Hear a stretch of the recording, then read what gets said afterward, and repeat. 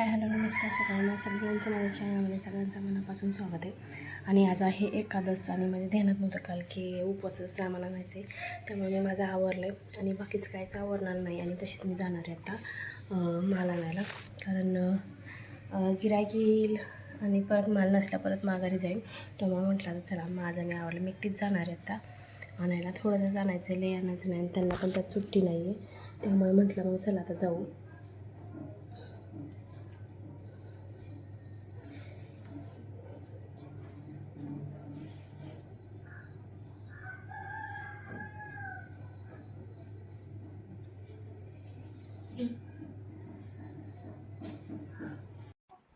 मी आदल्या दिवशी सामान आणायला पाहिजे होतं, पण माझ्या ध्यानातच नाही आहे. आणि सकाळी म्हणजे रात्री उशिरा मला कळालं की माझं थोडं सामान संपलं आणि उद्या उपवास आहे. म्हटलं आपल्याला थोडंसं तरी सामान आणावं लागलं. आणि दुकानाचं ना म्हणजे असं कोण एवढंही नाही बघत आहे.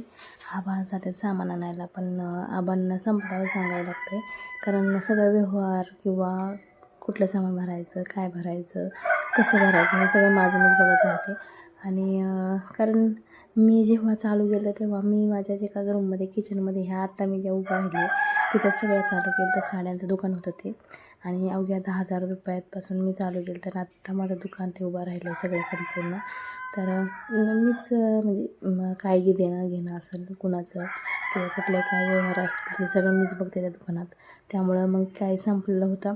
आणि आबा पण नव्हते वेळेवर तेव्हा, म्हणून म्हटलं चला आपण जाऊ. मला टेन्शन आलं तर बरं का की एकटी कशी जाऊ, पण म्हटलं तर माणसं चंद्रावर गेलं तर आपण इथल्या इथं जाऊ शकत नाही.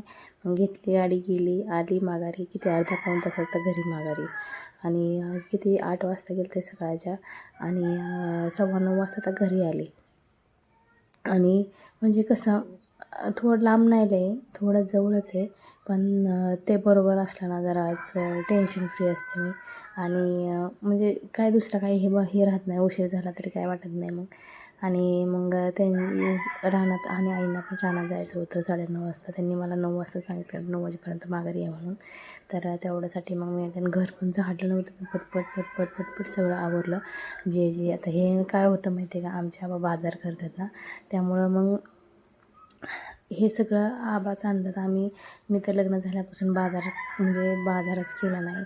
आणि मुरुमला होते तर मी एकदा दोनदा बाजारात गेले, त्याच्या मी परत बाजारालाच गेले. आणि आत्ता जरी बाजाराला जायचं म्हटलं जरी उद्याकडं म्हणजे माझ्या बहिणीकडे गेली तरच बाजार, नाही तर मी बाजार हा प्रकारच जास्त करत नाही. आणि इथं आल्यावर तर विशेष नाही बाजारला, कारण आमच्यात कुणाला आवडत नाही बाजार, म्हणजे आम्ही बाजारला गेलेलो तर आम्ही कधी बाजारला जात नाही. आणि बाजार काय आणायचं असेल तर घरची आमच्या आई असतात, किंवा त्यांना सांगायचं, किंवा आईंना, कारण आमच्या यांना नाही बाजारात गेलेलं आवडत.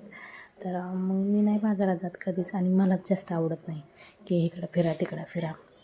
जरा जायचं जरी असलं तर मग म्हणजे असं बारामतीला गेल्यावरच काय आणायचं असलं तरच, मग नाहीतर नाही. इथं नाही बाजार, मी अजून बाजारात बघितला नाही इथला मी. तर असा सगळा व्यवहार माझ्याकडेच असतो. आणि स्वतःचं काहीतरी असावं ना, ही खूप पहिल्यापासूनची इच्छा होती की माझं स्वतःचं काहीतरी पाहिजे. आणि ही इच्छा इतकी होती की लग्न झालं पण असं वाटायचं काहीतरी करावं पाहिजे आपण, म्हणजे काहीतरी केलं पाहिजे, असं बसून नुसतं नाही हे व्हायचं. मग नंतर माझ्या बहिणींनी दुकान टाकलेलं कपड्याचं, आणि त्यानंतर म्हणजे माझ्या डोक्यात होतं बरं का, पण नंतर मी 10,000पासून चालू केलं दुकान. आणि माल भरत गेले. नंतर दुकान झालं माझं. परत पंचायत समितीत बचत गटाची कामं करायला लागले, आणि त्यातून महिन्याला 6,000 पेमेंट येतं त्याचं. आणि हे दुकानाचा पैसा सगळ्यांना ह्यातच फिरवावं लागतो.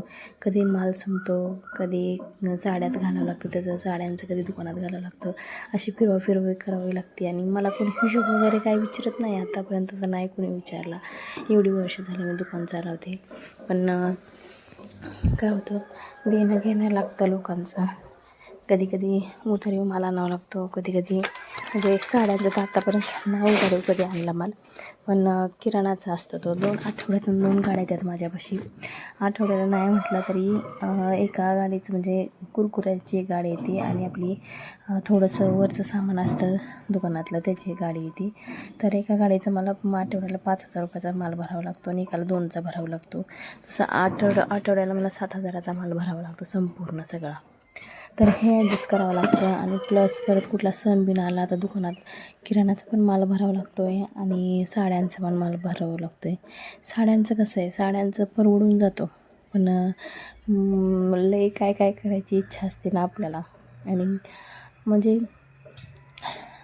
लागतं. आणि गिरणीचं पण थोडंफार काय येतं, त्यात काय मी जास्त हे करत नाही, त्या आईंकडेच असतं माझं. आणि म्हटलं अजून एवढं करूनसुद्धा काहीतरी करायची इच्छा आहे, अजून माझं मन शांत बसवत नाही. तर मी ऑनलाईन पण बघितलेलं, ऑनलाईन काम करता येतात का, पण मला ते फ्रॉड वाटतं, त्यामुळं मग मी काय जास्त काय त्यात इंटरेस्ट घेत नाही. आणि म्हणजे असं ऑनलाईन काम करायचं म्हटलं जरी आपल्याला कोण काम देत असेल तर मला तिथं जाऊन चौकशी करून हे करून ते म्हणजे आहे की बाबा त्या म्हणजे फ्रॉड होऊ नये कुणाचा किंवा माझा होऊ नये, त्यासाठी मी जास्त चौकशी करून काम करत राहते. आणि म्हणजे बऱ्यापैकी तसं होतं. आणि थोडंसं पैसे राहतात, वर खर्च होतो, इकडं तिकडं पैसे जातात. परत बचत गट असतात, कुणाचं घेतलेलं द्यायचं असतात, हप्ता असतात बँकेचं, कशाची काय काय काय काय असतं पाठीमागं. पण आवड असली पाहिजे एखाद्या म्हणजे ह्याला, कारण आवड असली ना तर कुठले पण तुम्ही कितीही अडचणी आल्या ना तरी तुम्ही त्याच्या म्हणजे मात करू शकता. आणि आत्ता माझं सगळं आवरलेलं आहे आणि मी जाणार आहे, कारण मी ह्यांना म्हटलेलं माझ्याबरोबर येता का, पण त्यांना अजून सुट्टी नाही आहे, उगाच माझ्यावर वैतागतात परत तर उशीर झाल्यावर. आणि बाहेर गेलं ना उशीर हा होतोच, अर्धा आणि 1 तासात माघारी येणं होत नाही. पण त्या दिवशी आणि काय होतं, ते बरोबर असल्यानं मी निवांत राहते, काही टेन्शन नाही, किती का उशीर होईना मग मी माझ्याच ह्याच्यात असते. आणि ते नसले ना मग माझं टेन्शन येतं, बाई पोरगी घरीच एकटी, आई रानात गेल्या मग तिच्यापाशी कोण आहे, मग असं जरा डोक्यात विचार जास्त येतात. त्यापेक्षा म्हटलं चला नको आता कुठं थांबायला नको, चला आपलं घराकडं जाऊया. मी घरी आत्ताच आलो आणि म्हणजे थोडंसं सामान आणायचं होतं, पण उपवासाचं होतं आज, एकादश आहे त्यासाठी उपवासाचं सामान आणलं. मग राजगिरा चिक्की आणली, थोडं आणलं. आणि घरी गेल्यावर पैसेच पुरलं नाही तर मग बटाट्याची चिप्स आणायची मला, पण पैसेच पुरलं नाही, मी जेवढं पैसे होतं तेवढंच आणलं. तर शेंगदाणा संपलेलं, तेल संपलेलं, म्हटलं लईत लई म्हणजे थोडंच पैसे नेत मी.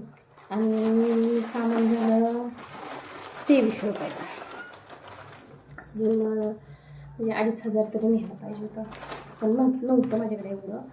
तर चला ठेवते आता दुकानात.